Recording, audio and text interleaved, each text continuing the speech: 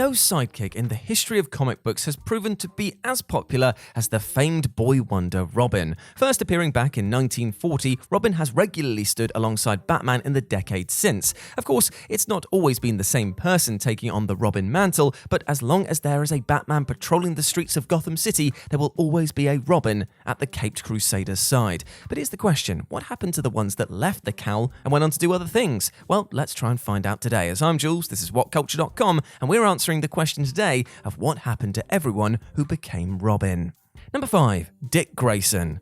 When people think of the dynamic duo combo of Batman and Robin, the majority will instantly think of Bruce Wayne and Dick Grayson. Famously, Dick was the first person to take on the mantle of the Caped Crusader's sidekick back in the 1940s Detective Comics number 38. To this day, Dick Grayson is rightly viewed as one of the outright greatest characters in comics. And so much of that is down to Grayson's time as Robin and his eventual progression to stepping out of Batman's shadow to become a hero of his own. That hero, of course, would be Nightwing. In addition to moving to Bloodhaven in order to branch out on his own under his new Nightwing moniker, Grayson is also one of the few people to have donned the cape and cowl as Batman himself. Following the air quotes death, as in a totally non-permanent arrangement, of Bruce Wayne during 2008's Final Crisis, it was Dick who became Batman and took on Damian Wayne as his own Robin. The subsequent years and DC restarts for Dick Grayson have seen the character become an undercover agent of the Spiral Group, and even in recent memory, Grayson lost all of his memories and became a bloody taxi driver named Rick.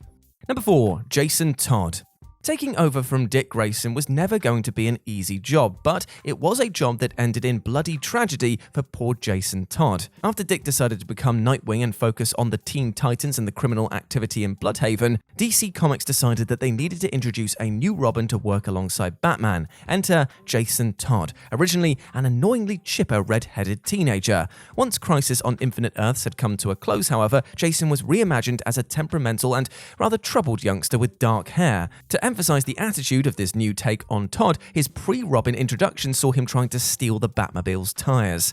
Famously, it would all end in a rather shocking way for Jason. With the response to this new Robin not coming close to hitting the fandom of Dick Grayson, DC made the bold move in 1988 of running a poll to see whether readers wanted Jason to be killed off. Being the bloodthirsty sorts they are, fans voted to kill Jason, albeit not by a huge margin, and thus we were given the death in the family story that ended up with Jason being brutally beaten to death by the Joker.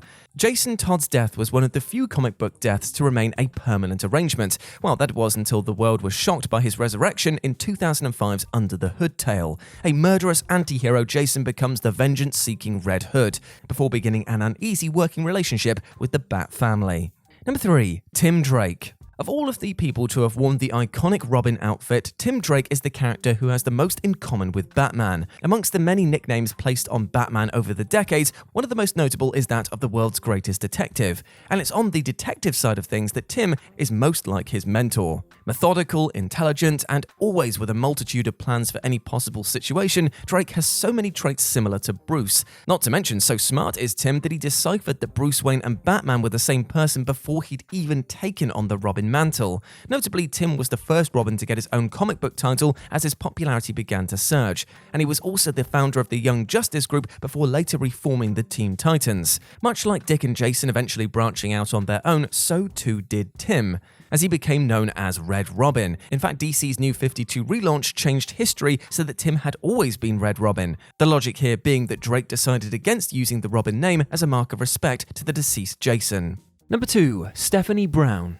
In a case of history repeating itself, the Stephanie Brown version of Robin followed in the footsteps of Jason Todd, as in, yes, young Stephanie's time as the Girl Wonder ended in her death. Previously a hero on her own under the guise of the Spoiler, Stephanie convinced Batman to take her on as the new Robin following Tim Drake quitting the Robin gig. The impulsive attitude of Stephanie soon didn't sit well with the Dark Knight, and she made a huge error in an attempt to win the trust of Bats, and that error was that her over-eagerness saw some of Batman's plans fall into the wrong hands. And from there, a huge gang war took over Gotham City. Stephanie's attempts to fix the situation saw her caught and tortured by Black Mask. Managing to escape, a battered and bloody Robin would die as the result of her injuries. This was a major moment in the history of the Batman books, not least in the distance it put between Bruce Wayne and Tim Drake due to Stephanie being Tim's girlfriend. Like so many others, however, Stephanie's death didn't stick. Dr. Leslie Tompkins had faked Stephanie's death as a way to protect the youngster from working alongside Batman. From there, Steph would revert to working as the spoiler before even taking on the role of Batgirl. Of course, after the timeline rejigs of Flashpoint and the New 52, readers were introduced to a version of Stephanie Brown / the spoiler who never became Robin. And number 1, Damian Wayne. Despite some readers struggling to take Damian Wayne upon his debut, the character soon became a hugely enjoyable part of the Bat family. And then he was killed off, of course, but let's not get ahead of ourselves. When Bruce Wayne was presented with a son in 2006, the landscape of DC Comics was completely and utterly rocked. Bruce Wayne, the ultimate bachelor, was now a father? Not only that, but so much of this youngster's instincts went against everything Batman stood for. With Talia al Ghul as his mother, Damian had been raised by Ra's al Ghul and the League of Assassins. As such, he was a master martial artist who was more than happy to kill anybody who dared look at him the wrong way. From there, Damian and Bruce developed their father and son relationship until Batman was killed in Final Crisis. After the death of his father, Damian became the Robin to Dick Grayson's Batman. Following the return of Bruce Wayne, it would then be the turn of Damian to be killed off in 2013. In a rather bizarre twist, an aged adult Damian clone called Heretic murdered the young Master Wayne. It was a moment that resonated all across the Batman comic titles, and Damian really was dead.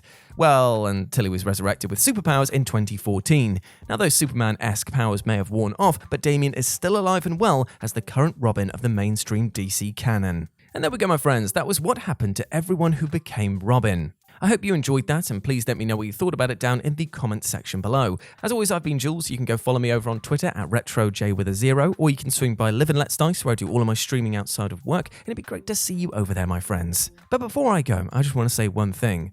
Now, I might never ever consider myself to be the Batman of What Culture Comics, but you, my friend, listening to this video, you are most definitely our Robin, because you support the channel with views, all of your comments, all of your likes. I absolutely adore the community that we're building here, so thank you very much from the bottom of my heart. We couldn't do it without you, quite literally. So just remember to show yourself that same love and respect as well, because you bloody well deserve it, alright? You deserve all the best things in life, like love, happiness, and success, and do not let anything or anyone else tell you otherwise. You are not just the sidekick of your own life, you are the bloody hero. The Force is with us. What Culture Star Wars is our brand new channel dedicated to all things Star Wars. We'll have all the usual lists, features, and news, plus there'll be ups and downs for all the latest shows and movies, and coverage on Star Wars novels and comics. Subscribe today via whatculture.com/Star Wars, or search What Culture Star Wars on YouTube. As always, I've been Jules. You have been awesome. Never forget that, and I'll speak to you soon.